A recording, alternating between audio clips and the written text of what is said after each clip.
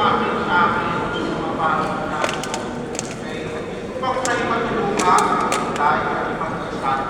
Kasi tunay din naman ang isang malaking pagpangin ng Katoliko gusto magpapalad.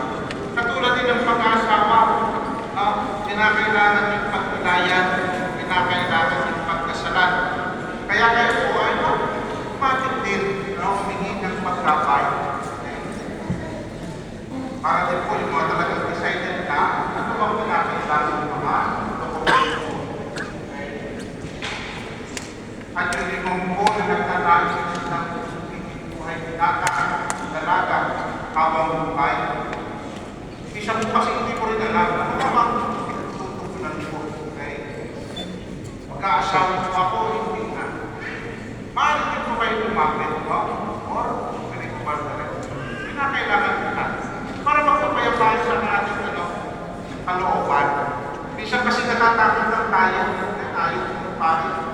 O kaya mag-asawa kahit na natatakot. Hindi po maaari.